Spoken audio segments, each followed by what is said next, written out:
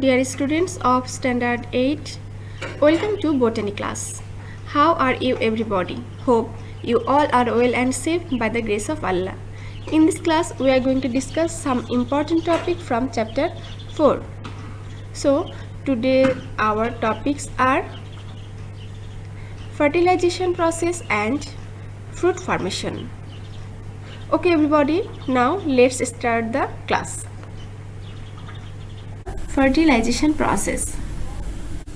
The fusion of male gamete and female gamete is called fertilization. And you know that male gamete produced inside the anther of androecium and female gamete produced inside the ovary of gynoecium. And the formation of male gamete and female gamete is the precondition of fertilization. Everybody observe the figure. In the figure, pollen grains are transferred to the stigma by pollination process. When pollen grains lands on the stigma, this stigma produces a sticky fluid which nourishes the pollen grain and simultanes each other to burst open and develops a hollow, long, tube-like structure by the germination process. This hollow, long, tube-like structure is called pollen tube. This pollen tube moves towards the embryo sac through the style.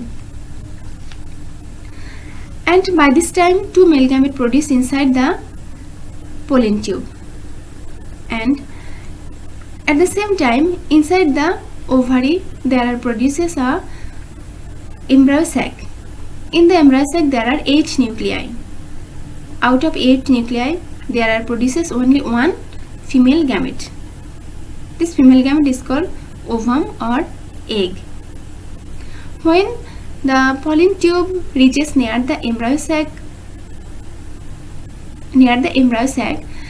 it releases one male gamete through the micropyle, and this one male gamete united with egg. When one male gamete united with egg, the fertilization process is completed, and another male gamete united with secondary nucleus. The fertilized egg convert into seed and secondary nucleus convert into endosperm, and this endosperm gradually develops into grains. After fertilization, the ovary turns into fruits and ovule turns into seed.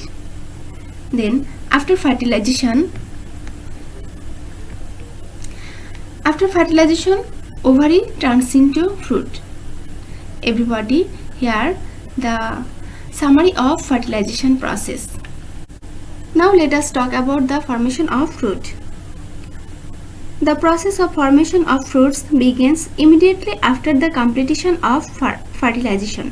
Fertilization initiates stimulation in the ovary to develop fruits steadily and ultimately. Ovules are turned into seed. After fertilization, the ovary alone or in combination with the floral parts turns into fruit. Here fruits mainly are of two types, true fruit and false fruit. True fruit is the fruit that is formed from the fertilized ovary of the flower and ovule get transformed into seeds. And false fruit, when along with the ovary other parts of a flower get matured, this type of fruit is called false fruit. All the true and false fruit grades are grouped into 3 categories. These are simple fruit, aggregate fruit and composite or multiple fruit. Here simple fruit. When ovary of a single carpel or more than one united carpels of a flower develop into a fruit, it is known as simple fruit, like mango, etc. Depending on the nature of the pericarp, simple fruit are divided into 2 categories. These are dry fruit and fleshy fruit. Depending on the pericarp, here pericarp means outer layer of fruit. Fleshy fruit. The outer layer of the fleshy fruit is thick and succulent, like mango, and the outer layer of the dry fruit is thin and dehiscent pericarp. This one is the lettuce finger, beans, the example of dry fruit. Then aggregate fruit.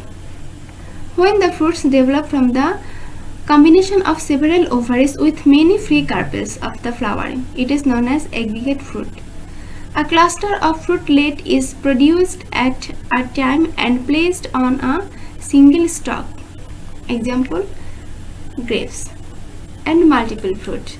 The example of multiple fruit is a jackfruit, pineapple, etc. When all the flowers of an inflorescence together form a fruit, it is known as multiple fruit.